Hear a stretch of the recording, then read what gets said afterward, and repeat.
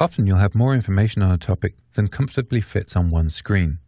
There are three main ways of displaying this information: one linear scrolling page, a series of sequential pages, or splitting the pages by level of detail.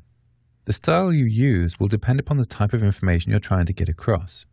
It used to be that if content wasn't shown above the fold, in other words, if it didn't display on the screen without scrolling, then visitors would be unlikely to see it.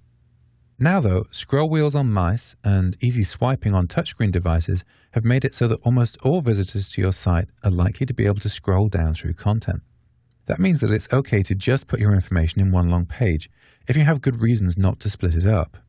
Those reasons might be because splitting it would cause confusion, for instance, people might miss out part of a list of instructions, or because you expect people to print the page out. For instance, Wikipedia uses this linear approach because they cover many different topics, and their model is to have all the information for each topic on one page.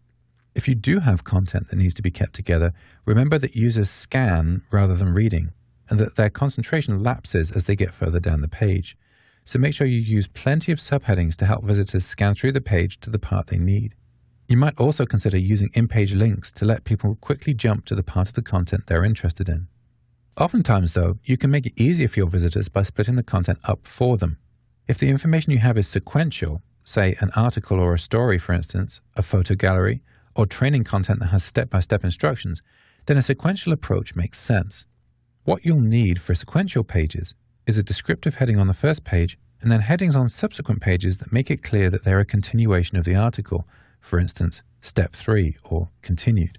You'll also want to put pagination controls on the page so that visitors can see how long the article is and can easily move through it. One thing to consider here is that if it's likely your visitors will want to print the content out, you should provide a way for them to either download a PDF version or see all the information on one page. Sometimes, it's better to give people a high-level overview of the content and then let them dive into the bits that are interesting to them. Splitting topics by level of detail works best for content that people will want to research in their own order and where you don't know the level of knowledge that they're starting with. The main page contains an overview of the content and links out to other pages which each deal with a specific concept in more detail. This approach also allows you to share content between several different articles on your site. It might be that you have a common page describing your returns policy, for instance.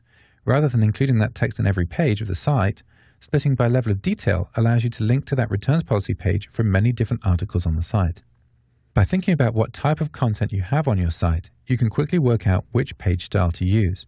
Of course, you aren't tied into using just one type of content arrangement on your site. You can make some pages linear, some sequential, and some detail-based. The important thing is to make sure that you have consistency between different pages of the same type.